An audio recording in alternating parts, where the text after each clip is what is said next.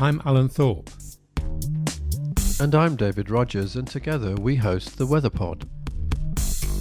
In each episode, we invite a leading expert to help investigate how public, private, and academic sectors can work together to produce weather information of value to business and society. Timely, accurate, and focused weather information and related services have enormous value across all areas of human activity. It can increase the efficiency and profitability of business, help save lives and improve safety on land, at sea and in the air, and predict the spread of life-threatening diseases. Now, as climate change increases the frequency and impact of extreme weather events, weather information is crucial to build social and economic resilience.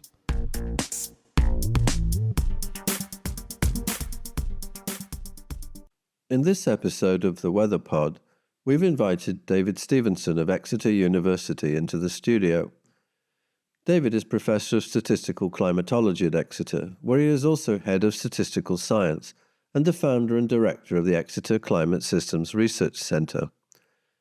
David is well known for his work on the application of Bayesian methods to weather and climate prediction, and in this discussion we wanted to explore their relevance to helping meet the challenge of building more effective early warning systems in developing countries.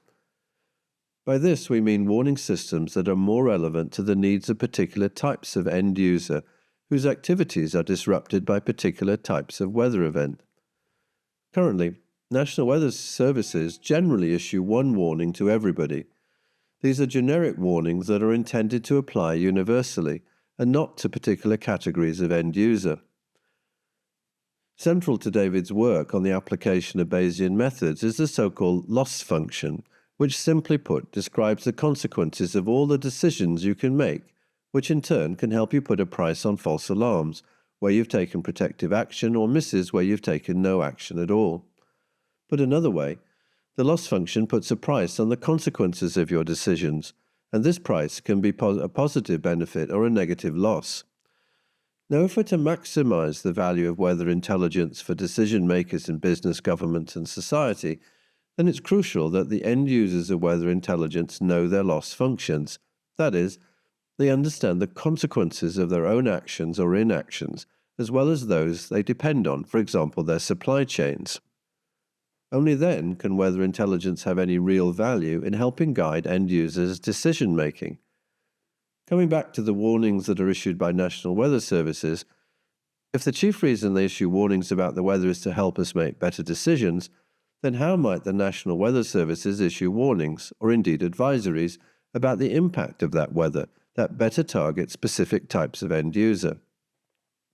Could the application of Bayesian methods not only by weather-affected end users, but also by National Weather Services, offer a possible solution? David, welcome to the WeatherPod. Yeah, welcome, David. Great to have you on the show. Yeah, thank you. It's good to be on the show. Thanks for inviting me. David, we've known each other for many years, and of course I've known your work for many years, but our listeners will be less familiar with it.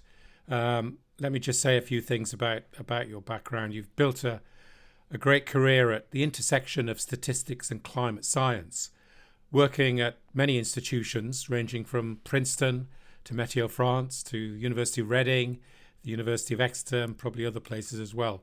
But at Exeter, you founded the Exeter Climate Systems Research Centre.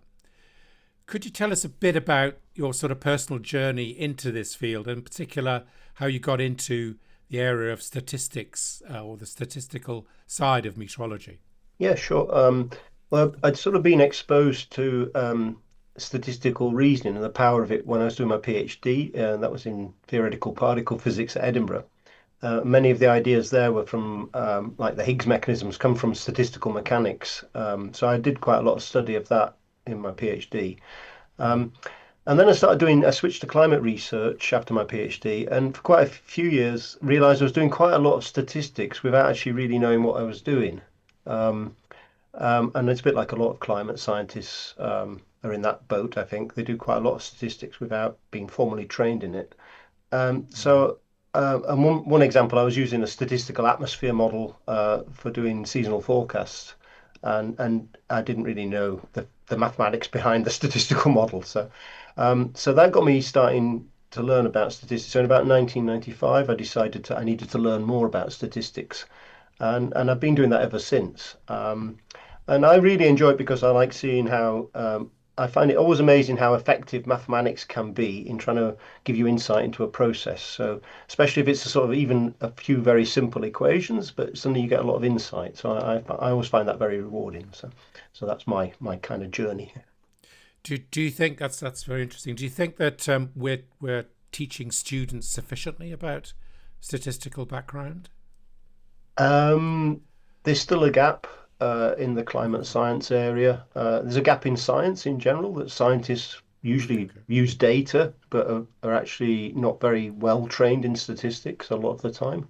Some Mm. areas are better. Medical statistics has got more into that area, but the in a lot of sciences, a sort of the background training in statistics is a bit low. Considering that scientists are exposed to data. So they tend That's to learn true. it later in life. But if Yeah. not, yeah. So yeah, and I think we could do more. Okay. Could you mention a bit about the Climate Systems Research Centre? I mean, what it's doing? Yeah, it's a sort of it's more of a sort of a meeting place for us in mathematics. So mathematics in Exeter, mathematics and statistics Exeter, there's quite a few of us doing interested in weather and climate. And so the Exeter Climate Systems provides a sort of community for the people doing that. So it's quite niche in a way. It's mathematicians and statisticians who are all in the same application area. Um, so it's not as wide as some of the other things but I'm surprised the students keep it going, really. I don't. I set the thing up and they still want to keep it going as an identity. That is their tribe, if you like. So I'm quite pleased about that. Mm.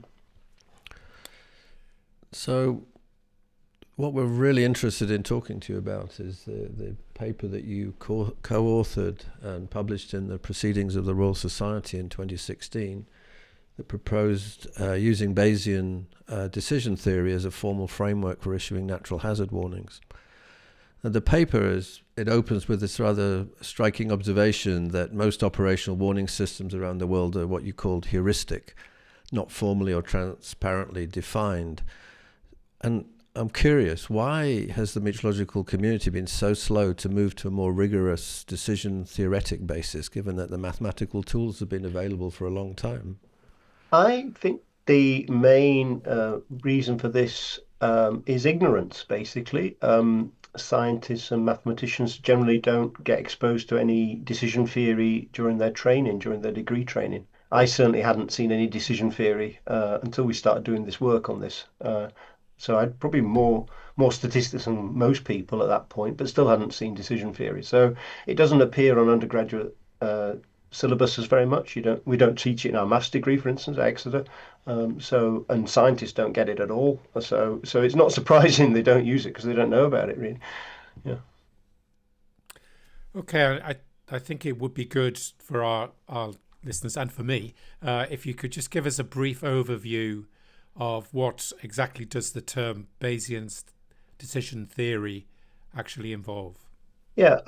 Well, it's a Bayesian decision theory is a statistical framework, and it's a framework for making optimal decisions, given that you've got some uncertain information about states of nature. So you could have warnings about forecasts about what the weather might be doing in the future, but they're uncertain uh, information about what's going to actually happen in the future. So the Bayesian decision theory is about how do you make optimal decisions, the ones that are the best. And to define optimal, that's based on the expected loss or expected utility, to be correct.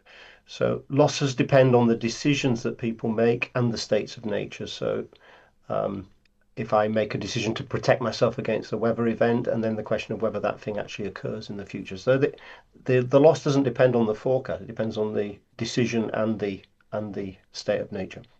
Um, the expected loss for any given decision depends on how uncertain the state of nature is given our information. So the connection between our information and states of nature is where the uncertainty comes in. Um, and you can find optimal decision rules. They're called Bayes rules, and they minimize this expected loss. And so the expected loss, if you like, is the risk. So you can think of that as a risk. So it's a framework for sort of trying to get the lowest risk, the rules that give you the lowest risk, right? So if I want to make decisions, how do I get the lowest risk? So that's I don't know if that helps. Okay, so I'm used to the term Bayesian, sort of implying that you have to factor in prior information, prior knowledge. Is that how does that figure in this context? This figures in this context that in the absence of any information, any forecasts from, say, a weather service, you would have some sort of prior beliefs about what the weather might do. You might say very large rainfall events, you don't expect to see them very often. Sort of weaker rainfall events you'd see more often. So you have some prior belief even if you haven't got a forecast, right? And Okay. then when you get a forecast, the idea is you then update that belief. So the Bayesian approach is we start with a belief, we get some information, we update it. And that's the philosophy in Bayesian decision theory. Okay. Thank you. I'd like to actually dig a little deeper into the sort of theoretical heart of your framework, and particularly that you've touched on this already, but the loss function, which is doing an awful lot of work in your paper, and it's really maybe at the heart of trying to understand how this has real utility in the real world. And I wonder if you could talk a little bit more about that, just exactly what is it and what is it revealing to potential users? Yeah, the loss function is crucial. It's you think about the loss a sort of user incurs, sort of depends on their ch decision choice and what actually happens in nature. So, I could take some preventative action and then some storm comes along. So you can think about the different decisions you could take before, say, a weather event, and you could think about what actually then could occur. And the losses depend on those two things, right? So the loss function describes these losses for all the possible contingencies of decisions and possible states of nature that could occur. So, in the simplest case, you could have two decisions: do nothing, do something, prevention, and there could be two states of big weather event comes, big weather event doesn't come. So that's the simplest two by two sort of way of looking at it. There'll be four losses, but you can make it more complicated than that.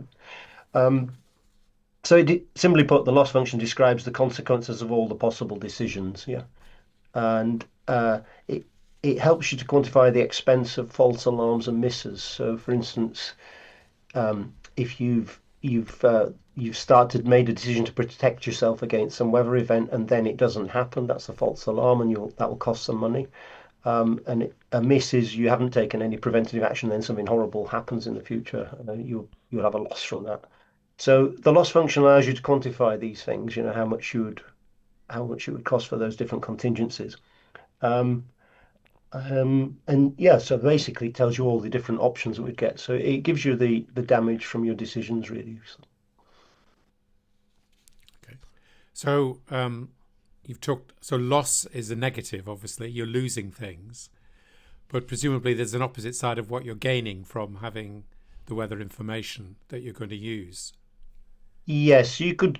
I mean, in risk, people talk about cost benefit as well. So you can have positives and negatives. In a way, yes, you could have positives and negatives in the loss function. So you could call them loss, but you could all call them costs. You could call them benefits. It depends on the sign. Okay, Okay, so so So it could it's be all, yeah, it's relative to whatever. But the different contingencies will be different amounts of utility to each other. So, and to be strict, Does it the strict, it's not just uh, money; it should be utility. So that's mhm. really another level of risk analysis if you bring it in. But simplest argument, utility is just equal to money, right? But or it could But be if it, lives. It could be lives as well. So we mentioned at the beginning about the heuristic system, and so that basically the loss function is explicit, whereas the heuristic system is implicit. Would that be the right way of thinking about it? So you're really making real what the costs and consequences are of the assumptions you're making. Yes, that's correct. If I start giving you warnings without telling you anything about how I sort of came up with them, I'm somehow using an implicit loss function without saying what it is. Um,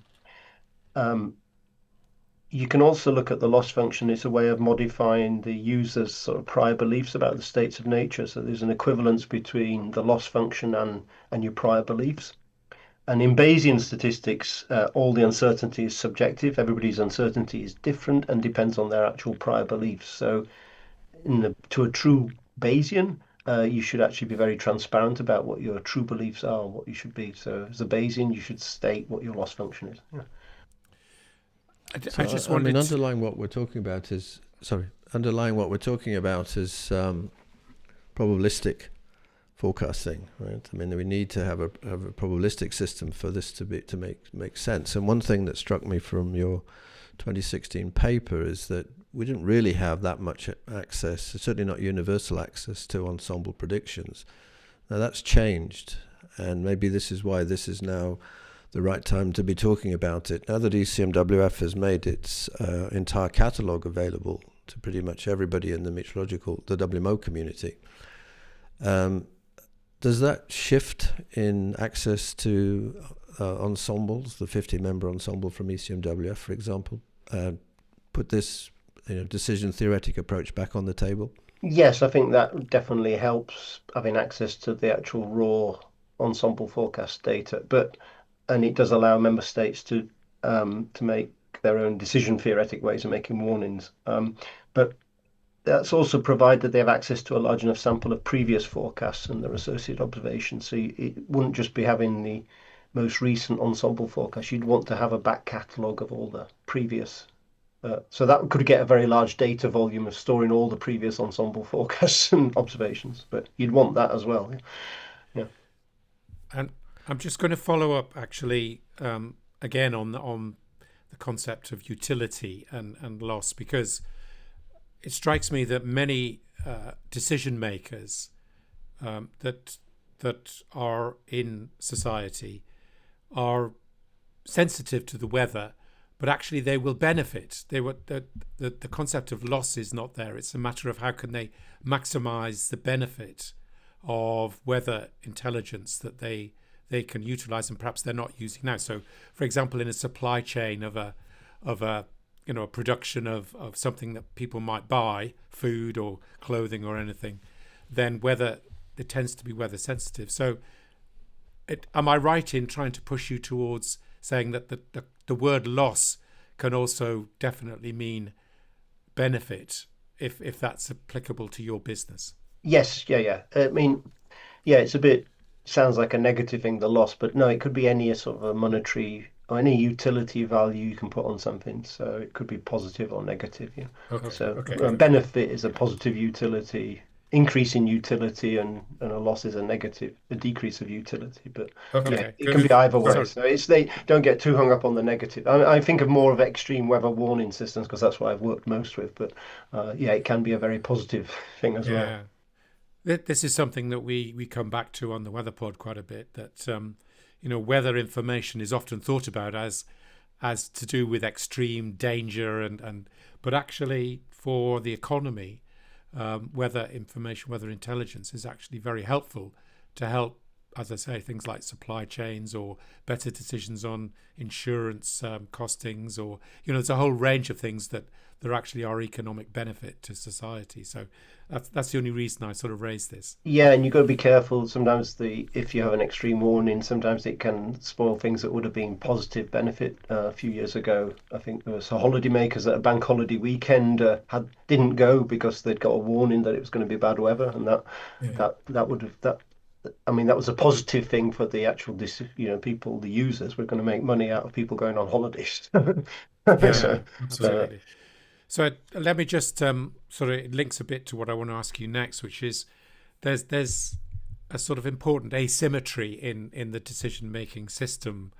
If you like, at one end, at the two ends of the process, there are forecasters that are generating the weather intelligence, and then the end users that are having to respond and make decisions, and they can have fundamentally different loss functions. So forecasters they worry about lots of things, but they may worry about reputational damage if they get it wrong, from false alarms, while end users worry about if they miss taking preventative or protective actions. So I think your results apply to the Met Office. I'm just using them as an example of many others, but you showed that the Met Office tool issued far fewer high-level warnings than your Bayesian system would if you were considering a risk averse end user.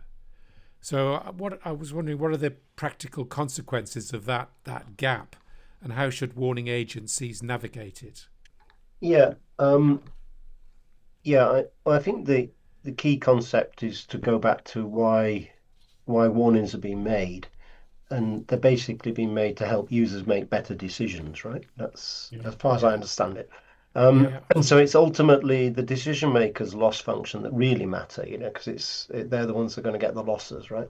Um, so the danger with having a weather service sort of thinking this is what our loss function is and we're going to make the warnings for theirs, it doesn't necessarily address the losses for the decision makers. So in a way, it's about allowing the users to have their own loss functions and sort of say what they are really. They have to have ownership of that. And I think the advantage of National Weather Services doing that would they actually learn about people's loss functions. They could actually elicit those from users and would get to know what the different loss functions were for the people that were using the forecast. So that would be very valuable rather than sort of second guessing it really. Um, and it's I can more defensible. I can imagine it will be valuable, but I suppose one of the problems for a Met Office, they're issuing, in a sense, a generic public weather service warning that is intended to and has to, in a way, apply universally to all end users, and that provides a real difficulty, doesn't it? Because, as you say, each user has a very different kind of vulnerability and potential loss from any particular weather event. Yeah, I think the way around that could be to you could still, I mean, it's simplicity. Why one warning is all issued to everybody is it's sort of simplicity. If it's an extreme event, it's very clear. It's a red warning, something. So it has the advantage of simplicity. I think you could still issue things like that, more generic warnings, and then also allow people to have more bespoke ones or ones they could tailor to their own. So they could have if a certain industry or person wanted their own more bespoke warning, they'd have the option to do that. So you could offer both things, couldn't you? I mean, So I took your idea, just what you've said actually, and thought the Met Service really ultimately they're responsible for weather forecasts and warnings, weather. And we've spent a lot of years thinking about impact-based forecasting, and we've put too much pressure on the National Meteorological Services to second guess what the user's needs are. And then I thought, just based on what you said, I said, well, you have this three-tier system, really. You have a warning for weather, you have an advisory for impacts, which is generic in the sense that you'll know loss functions, you'll have some notion of loss functions, which you could average for society. And then you could let the user create their own decision advisory service themselves based upon knowing basically the probability distribution in the original ensemble forecast from the Met Service. And I just comment about that because I think this is perhaps the way of bringing both sides together. It's not, we talk stakeholders, the user gets something, but they're not engaged in the process. But now if you think about it the way you've defined it, it's an exchange of information between the provider of a weather information and the user of that. They're also giving feedback about what loss functions mean to them that will then improve the generic, let's call it impact advisory. Tell me a bit about how you think about that yeah, would work. I think that would be really interesting to see what came out of that. And you'd also probably see different communities of there might be clusters of sort of users with similar sort of loss functions, or similar decision rules. And so you might find out by doing that sort of survey across the users, there are certain groups that have very similar sort of decision rules, and you could then offer a sort of set menu almost. People with high risk thing, or people who don't care about false alarms as much, people who care more about misses. You might find out that the user groups segregate into clusters, which would be interesting to find out. And then that could be used to issue sort of, you could have a sort of set menu of warnings depending on the person picks which one they think is more relevant to them. But yeah, I think learning about the loss functions would be really useful, trying to get that information out. This conversation reminds me a little bit about something that David Rogers and I have been discussing, which I think is also being discussed in Met Services, and that is the idea of personalised weather forecasts. And the idea there would be that actually the information about a particular person's vulnerability resides with them, for example, on their smartphone. And what we need is a kind of software that enables the weather warning information which comes from Met Services to come into their smartphone, and the software would then translate it into their personal vulnerability and what they should then do with that information. Don't know, do you think that kind of model might be worth pursuing? I think that would be interesting, and I think the idea of doing that on a phone app would be doable. Um, I mean, you could also almost use a machine learning approach that the person each day they're looking at the forecast sort of gives it a loss. They say, what was my loss today, medium, low, or high, or something. They could do that each day, and then after a number of days, it would sort of learn then the loss function. Okay. And you wouldn't have to actually ask them about costs and losses and things. You could actually just learn it from each day and say, how happy are you today with the forecast? And after a number of days of it, it would actually lock on, hopefully, and learn about the loss function, which would be interesting. Yeah, no, that sounds really interesting. Yeah, I just wanted to move on to what I think is a sort of central finding of your work, which is that raw ensemble forecasts, if we can call it that, are in a sense unreliable because they tend to produce, at least in your study, higher losses compared to a more simple calibrated model. Now, many of our listeners will be familiar with the enormous investment that's gone into ensemble forecasting at ECMWF and elsewhere. I'm certainly personally know about that. But so what is it about the raw ensemble output that, in a sense, makes it less suitable as a direct input to warning decisions? And in a sense, a follow-up, what is the minimum calibration step that would transform it into something that's genuinely useful? Hmm. Yeah, it's a good point that. I mean, no matter really how sophisticated a model is, it's still only a representation of the world, and we don't believe it to perfectly represent the real world, right? The states of nature perfectly. Nobody expects that. It's not a perfect map. So in that sense, it needs to be then calibrated and brought back to reality somehow. Um, um, so we do that in the decision theory thing by looking at this conditional distribution between the states of the world and the thing that comes out of the model. So we look interested in the models set what's going to happen in the real world given that we've said these sort of forecasts. What the raw ensemble does is not provide that information. It provides a distribution of forecasts. It doesn't provide the conditional distribution. So what you really need is to do the calibration to actually get this conditional distribution. So the Bayesians have a very fancy word for it called reification. So it's actually making the model real. And in the old days, I used to call this forecast assimilation. So, like we do data assimilation to bring observations into the weather forecasting models, we also have to do an inverse sort of thing where we take the stuff from the models and bring it back into the real world. So, it's Mm-hmm. not um, just a thing might be nice to do. It's kind of a fundamental process of remapping stuff out of models back into the real world. So calibration is essential, really, to get this conditional distribution. I And don't know what you need to know to do that sort of calibration? uh, uh, you have a sufficiently good past sample of forecasts and information from your model forecasts and observations of the real world. And then you can look at this relationship. So you can then say, when the model says this, what does the real world do? So you're having to look at that relationship between the two. And it's not perfect, it's never is, and even for the most No, of fancy models, it's course. No, what comes out of the model is not the real world.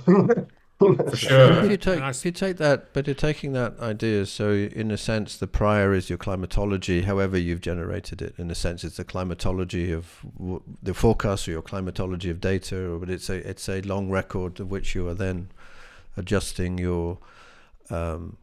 yeah, it doesn't have to be a long, it can also just be a belief. I mean, if you base it on long historical data, that's one way of getting your belief, but you might have a belief believe that, I don't know.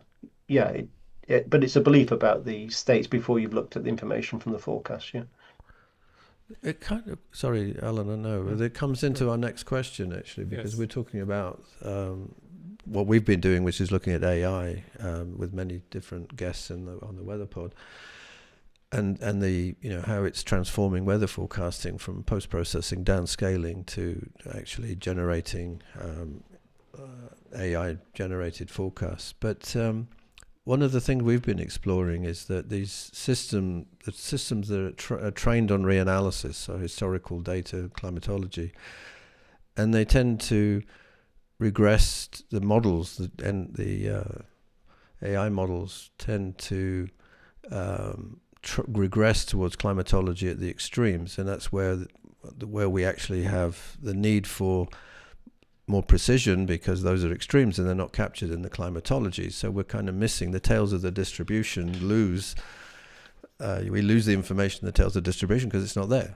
and so we have a problem about forecasting from the AI perspective. But it also applies even to the Bayesian model. If you simply use an ensemble and you're trying to do that, you still don't have necessarily that data to that belief, the prior belief that you're adjusting to. Perhaps you actually have answered it, but it's sort of saying, well, how do you get that prior belief right at those extremes, so that when you make an adjustment, it's actually beneficial, as opposed to coming out with the wrong answers. Yeah, I mean, what interesting connection here, because in the machine learning techniques like AI, they use a loss function. They choose a loss function that they optimize. And if they're using something like a mean squared error, least squares type approach, they will then optimize by picking the mean, right? We know that from the statistics of the thing. So which loss function the AI is using will affect what it gets good, what they're aiming to get out of it. So it's a very interesting question for AI to ask people using AI, what sort of loss function did they actually use? That question, they tend to not talk about it too much, but you can ask this question, say, well, what was used as the loss function? You can use loss functions that give more weight in the tail. So if you're interested in the extremes, you can change the loss functions to do that. And that's one way. And for the prior distributions and trying to get the tails right, what Bayesians tend to do is, if you don't have much data there, you tend to be a bit sort of conservative with the prior distribution. So you tend to give it fatter tails than you'd expect. So you tend to say, yeah, I'll just say there's a higher risk of extremes, just to be on the safe side. And then hopefully your data comes in and trims the fatter tails down. That's the idea. You don't want to start by being overly not thinking there's many extremes. So you start off being generous to start with in the prior beliefs, is the normal Bayesian So, philosophy of what yeah. Bayesian. So it's really an interesting point you're making, because you're basically saying it's a prior belief. So if I believe that we're always under predicting heavy rainfall in a particular place, but if that's my belief, so I could make an adjustment to the prior by simply weighting it I could make the tail fatter in effect because I might believe that the rainfall is always under predicted, Yeah, and you could then you could do that, or you can adjust your equivalently, you can adjust the loss function to be less sensitive to those sort of extreme states of nature. So right, you can there's a trade-off between the loss function and the prior belief, but you can sort of certainly make it a bit more generous on the extremes, if you wanted to, right. and which is probably a wise thing to do with a limited historical record and things.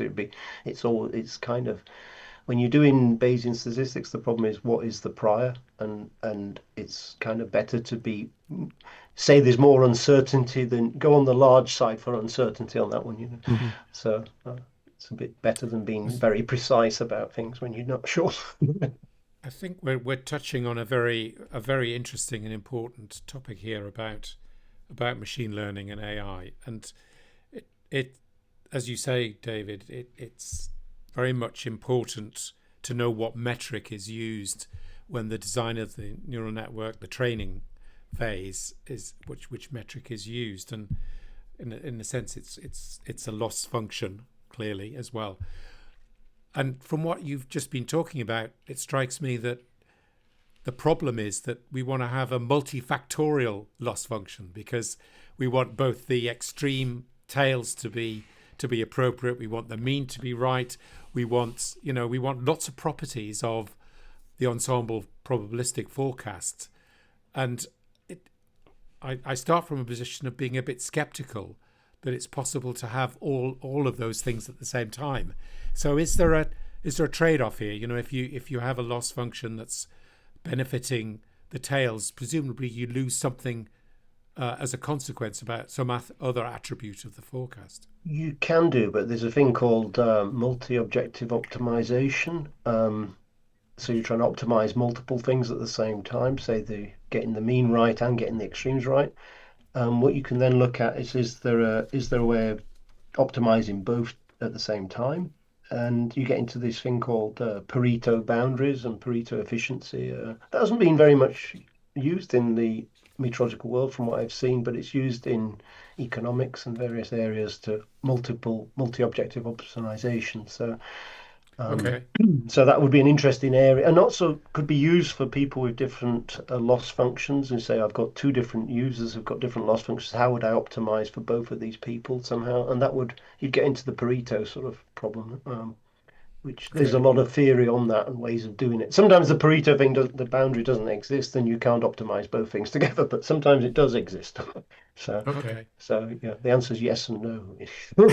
Okay. As As it it so so often often is. is. Yeah. Yeah, it's complicated. Yeah. Well, it will be if it's multi-objective.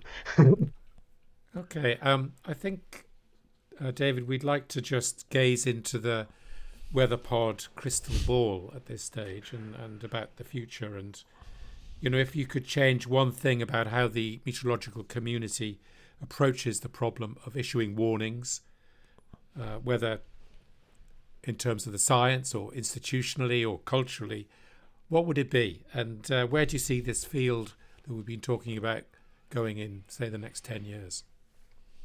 Yeah, I don't know in 10 years of forecast, so I'm not sure what my loss function would be for this prediction. But um, um, yeah, I would like to see decision theory being used more because it's based on rational ideas, it's transparent. So, if you believe in transparency and rationality, then you'd kind of want to see more of that. To be able to do that, you'd want to see more decision theory being people being aware of decision theory. So it'd be nice if people in the weather forecasting services more of them knew about decision theory. I think that would help them as well. Um, I guess in the future it will come to the question about AI approaches and people asking, well, what have they been actually optimized for? What loss function have they been optimized for? And Hmm. if it starts produce, suppose an AI system gives a weather warning and there's a big misses something, people will be asking questions, why did it miss that? And then the question is, well, Yeah. what has it been optimized for? So I'm sure that this discussion we've been having today will come up more in 10 years' time. So it sort of it all makes very good sense to me. But what do you think the obstacles are then at the moment? I mean, you sort of talked about people need to know more about decision theory. I guess a lot of decision makers sort of would say, well, we've been doing this business of decision making, early warnings systems for a long time, and to some degree they kind of work. Um, so, what are really the obstacles for the take up of these ideas? Do you think amongst the practitioners? I mean, amongst the decision makers themselves. I think it's a sort of change of practice, really. So it's people seeing you can do things a different way, and a bit less heuristically. Actually got some framework behind it, and the Okay. framework makes things. It asks difficult questions. It makes you ask what's the prior. It makes you ask what's your loss function. It makes you ask about how you calibrate things. So, I mean, all of those are good questions to be asked. I mean, they might be a bit difficult to answer, but it's at least making you ask those questions, right? So that if people embrace that, that would help the uptake. Um, I I don't really know how you'd increase the uptake. I mean, I suppose if people start liking the thing, the users in the end say this is better or something, that would be really helpful. If they said, well, And this let me ask the question in a slightly different way. Where is the where is the onus on getting this embedded? Is it amongst the people who are issuing the warnings, or is it amongst the people who, at the end of the chain, that are going to make the decisions? I think it's the danger. I think current practice has been more the weather service will provide the warnings, make the decision for you. It should really be the decision makers coming up with decision rules. I mean, they should have a say in it. And Mm. using what I know from like the insurance industry, I mean, they're under pressure from regulators to come up with their own view of risk. So they say that, I mean, their view of risk might be they have different views of risk. They come up with it different ways, but they're supposed to at least come up with a sort of coherent way of saying what their view of risk is, right?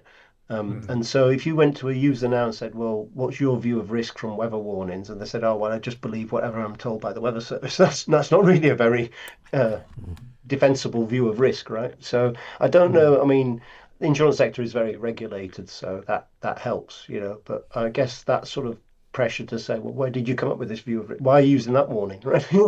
Would be a why are you taking that one on face value? It's a good question to ask the users, but probably a lot of industries are not under that pressure to defend that. But if they're interested in risk and they want to get it right, they should be able to defend their view of risk, right? So It also feeds into this sort of UN early warning for all ideas. So, I mean, very much it starts off as a push from the weather services, but ultimately it only works if the all is recognized as that actually means the people who are at risk, and therefore they have to be part of it. But I think what you're saying is that why we've had a problem with it is that we haven't actually made available the tools to bring the parties together to see how it works, right? So it's very much a discussion as opposed to, if you had this information, this is what you could do with it. And by the way, you could feed this back and the whole system would learn and improve as a result of that engagement. And we haven't done that yet. yeah, and I think if that was available, that would make life a bit easier for National Weather Services, because Yeah. they're not having to this dilemma of what's the perfect warning for everybody. Mm-hmm. When basically there are different warnings for different people, so you're in this horrible position of having to issue a single warning that suits everybody, which is not a great position to be in. So, Right. so it would make life easier for the weather services to say, well, we'll push this bit back to the person who knows about their loss function, which Right. is actually the Yeah. user. So I think, I mean, if I was a weather service, I'd be pushing it myself. I think it's important. I'd like to ask my co-host actually about this rather than you, David. I think, David Rogers, you worked a lot with National Met Services around the world who are very much at the sharp end of early warning systems and actually giving early warning and actually trying to protect the public, and often in developing countries where things are quite difficult to do that. I wonder if you had a perspective on how we can move forward and what the next steps might be. Yeah, and I think it fits very well with what we've just been talking about, because the forecaster has over the last 10 years or so, they've been pushed into thinking about what the user thinks without knowing very much about that. And also their day job is forecasting. They're bench forecasters. They have very little time. They're pretty good at interpreting the forecast, but then they're also worried about false alarms. I mean, there's such this cry wolf syndrome is a big problem, and that comes up very often, that they will be more conservative in their warnings when actually perhaps the appetite is higher. But the appetite is only higher if you are really part of the process, right? Because you say, oh, the weather service, that was a bad forecast. But actually, are there bad forecasts? There are, they are. It's, if you think of it from a probabilistic point of view, there are no bad forecasts. It's how you use the information that's made available to you. Maybe that's a little bit simplistic, but basically, it errs on the side that you have to be able to interpret the information, and too much onus is put on, and dependence is on the bench forecasters. So that's what I've seen in developing countries, and it's too easy to let's just make a better forecast. So we pile on a lot of money to improve the observational systems, to improve the forecast product. What we haven't done is also move away from determinism. We still have many still focused on deterministic forecasts, and don't, despite all the work that's been done by many on ensembles, they're still reliant on that. But they also haven't had access to ensembles. They don't have the bandwidth in ICT to be able to obtain that information. So I think that's one problem. And then once you have that, once you start to see that there is that you can share probabilistic information, that's how users think. You talk about the insurance sector. It's about probabilities. It's about risk, and risk is fundamentally about the probability of something happening, and it's not deterministic. It's quite often they're savvy enough to know that indifferent users know things aren't certain. So it's but getting the involvement across the thing, I think, is the key bit. I mean, a good analogy would be the parable with the boy who cried wolf. But the people stopped listening to the boy because he was doing too many false alarms, right? But instead of doing that, if they'd sort of gone to the boy and said, "What's your loss function?" or "These are our loss functions," they could have modified the boy's behaviour and got sort of warnings out of him that wasn't crying wolf all the time. So that dialogue with the boy, rather than just ignoring him, would have been useful. Yes. just revise the parable, if you like. Yeah, that's a very good approach.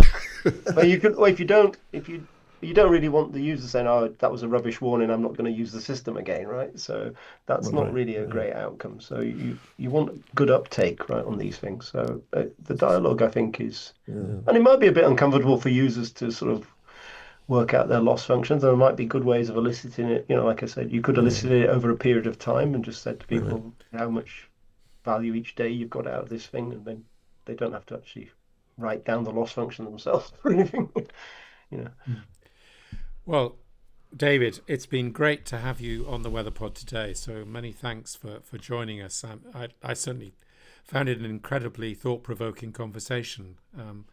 It's really going from what is really quite fundamental science right through to how to make warning decisions, and about how your framework from 2016 could really help and be put to use in practical situations which are really important to society. So thank you so much for joining us.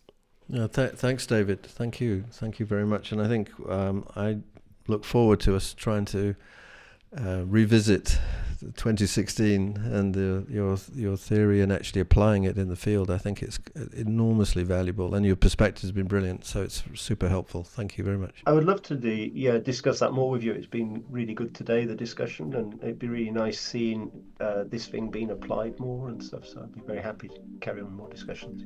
Really, thank you. Well, that concludes this latest episode of the WeatherPod. We hope you've enjoyed it. David and I will be back in the near future, and in the meantime, please give us your feedback.